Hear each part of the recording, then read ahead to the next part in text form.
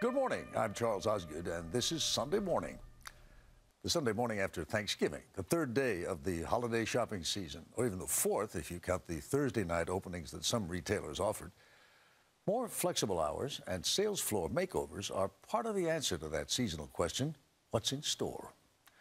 Whether the classic retailers of old will be able to adapt to our changing ways is the question Anna Werner will be considering in our Sunday morning cover story. Is this the department store of the future? CEO Ron Johnson says in order to thrive, JCPenney needs to be a destination. In the age of the internet, you've got to do more than be a place to buy. You've got to be a place people love to be. Which may describe Eric Nordstrom's department store to a T. I think we're fortunate in what's been built before us. Ahead on Sunday Morning, rethinking the department store. So what's in store for shoppers this holiday season? Well, lots and lots of choices, for one thing, including a choice of what sort of store you'd like to buy from. And these days, one type of store in particular is struggling to hold its own. Our Sunday morning cover story is reported now by Anna Werner. It's the season for buying. This holiday season's sales are expected to ring in at nearly $600 billion as shoppers flood online giants like Amazon, discount stores like Costco, and big box stores like Walmart. Lost in the shopping shuffle, the venerable department store. Yes, I know just what you want. It's a far cry from the days of Miracle on 34th Street, when shoppers flocked to department stores for almost all their holiday needs. But I'll tell you one thing. From now on, I'm going to be a regular Macy customer. All right, dear.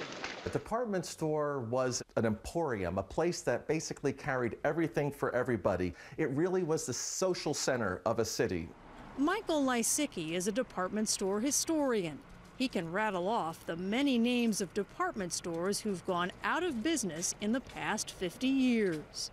Filene's, Jordan Marsh, G. Fox, Sage Allen, Strawbridge & Clothier, Lip Brothers. Not to mention Marshall Fields, Gimbel's, Wanamaker's, all names from the past. Just look at the list of the big merchants of the mid-60s. Only one of the stores you see here, Macy's, still exists today. I'm sorry to say, I think the era of the department store is past, and I really miss it. Thank you so much. Which brings us to JCPenney. The 110-year-old merchandiser is struggling to find its way. Enter new CEO Ron Johnson, who came here from cutting-edge retail powerhouse Apple. My dream is to bring the department store back to its glory. The department store is really part of the fabric of the community. His assignment? To make JCPenney, a store founded in Wyoming by James Cash Penney back in 1902, a shopping destination all over again. Today we all shop everywhere. We go to Target for some things, we go to the Gap for some things, we go online to Amazon. We all shop around. There's very little loyalty today in American retailing.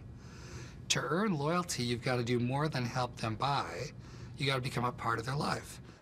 So for the past year, Johnson has been working to transform all 1,100 stores in 50 states into a 21st century state-of-the-art store he calls JCP. We're here today in the future JCP. You know, we're going to transition JCPenney from a promotional department store we call a specialty department store, which is an entirely new way to shop. His plan, as he showed us at this prototype store in Dallas, is to entice customers with shops within his JCP stores, creating a mini mall in each store. Well, we don't call it an aisle, we actually call it a street. A street. It's a place to be, and it becomes the new navigation path for shopping. Because in the age of the internet, you've got to do more than be a place to buy. You've got to be a place people love to be. And so the street allows you to kind of do things that you couldn't do elsewhere. So while a woman shops for the latest fashions, her husband can be catching up on the scores at the iPad table. I feel like I'm in the Apple store. Right. The kids can head over to the Lego station. Afterwards, they might visit the in-store candy shop for a treat. Throughout, they'll find consistent prices for merchandise, Johnson banished the coupons JCPenney customers relied on for years. The reason we're not using coupons is we would have to artificially inflate the prices 30, 40% to offer the illusion of value through a coupon. And that's a fundamental choice. We could either raise our prices and have coupons or price it low every day and try to deliver even more value periodically. We think that's a better way to run a business. Johnson may believe it's better, but without coupons, sales at the new JCP stores dropped 20% in the first 3 months and have continued to decline. And JCP's stock price has dropped by half this year alone. JCPenney is a store of necessities. It's a store of sales. You can't really dress up a store that has really traditionally played a basic role and try to change it almost overnight. So who does have the recipe for department store success? Welcome to Nordstrom, where the family name is still on the door and a family member, Eric Nordstrom, is president of stores. Last year's sales here totaled $10.5 billion.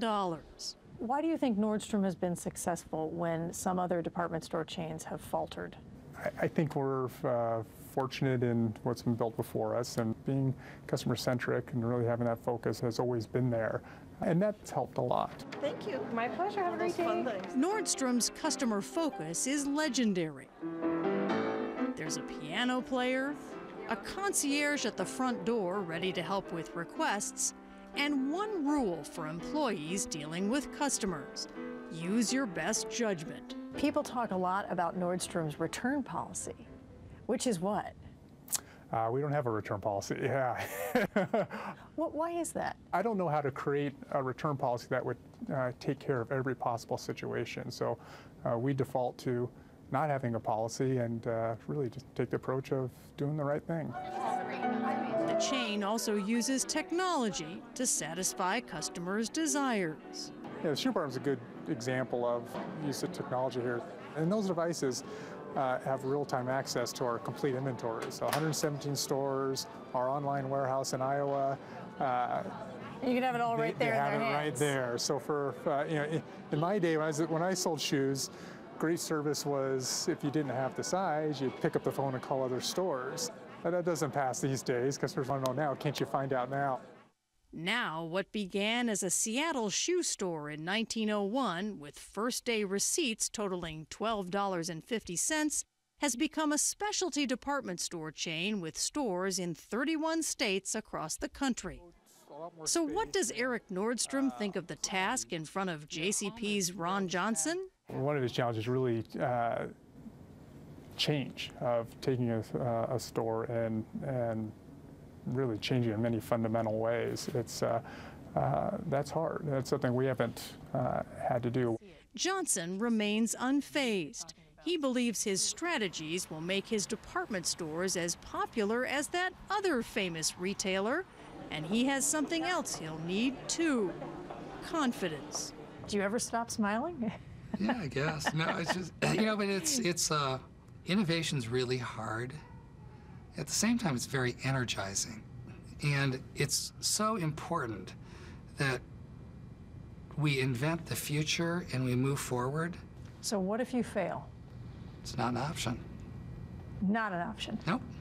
Not going to happen. Not going to happen.